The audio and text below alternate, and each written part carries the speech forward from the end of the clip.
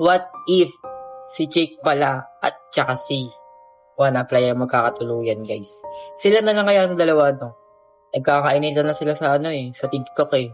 Tapos, sa akin na lang sinanadi ko ako.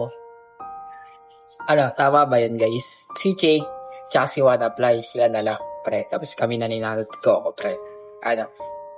Para hindi na sila mag-away, pre. Ako na bahala. Yo, guys, nabalitaan nyo na ba? Binabash daw ngayon si Wannaplay eh. Guys, panoorin natin, guys. Masasabi mo sa life ni Jake?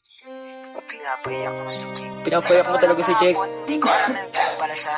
Bandang alauna at hindi ko rin alam dahil tulog ako ng time na yun. Tulog ako ng time na yun nag-live siya. Tapos natatawa ako kasi nagpapakasadboy pa siya. Sadboy ka pala, men. Hindi talaga kasalanan kung ayaw mo sa kanya ni Nana de Coco, diba? Nabagay, tama. Kasalanan. Tama siya, guys. Nainis sa kanya si Nana de Coco dahil isip bata siya. Kung mapapanood mo man to ngayon, wala akong Personal, pre.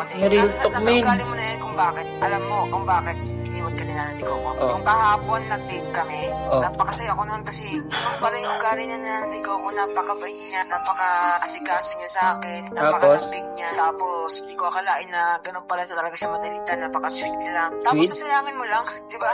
Kaya ngayon, nanghihinayang ka. Sinasabi mo pa na may affinity kayo, ganun. Walang di mo nadadaan yun sa ganun eh. Sa totoo lang naman talaga, kinomfort ko lang naman talaga siya. Di ko rin kasalanan na full siya sa akin. Di ko yung kasalanan na magugusto niya rin pala ako. Pero wala ka na Di yung kasalanan ni Wannaplay, guys. Kung bakit ka iniwan, kung bakit ka nilayuan. Dahil rin naman sa pagkaisip bata mo. Ayun. Tsaka huwag ka nga magpakasadboy, Jake. Immature pa lang ang tropa nyo. Na kaya kong pananalan na Nana de Coco na siya rin talaga.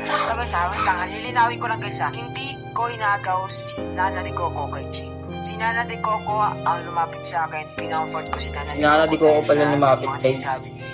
Doon pa lang sa part niya yun, pre. Mali yun ni Nana de Coco, pre. Kasi, yung time na yon sila pa ni Jake. Pero, ilang araw lang, pre, Wannaplay na siya, pre.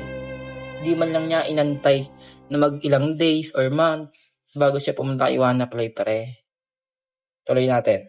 Di Coco na napakaisip bata ni Jake. Nabaliwala lang lahat ni Jake yung mga effort na pinipigay ni Nana de Coco kay Jake. Pwede mo ba naman, buong magdamag, pinapanood ni Nana de Coco si Jake. Tapos parang pinapastos lang daw siya sa live, parang walang pake. Nung minelcome mo ako sa bahay nyo, welcome ako sa inyo. Nakikita ko yung pagkaugali mo na parang pagkaisip bata nga.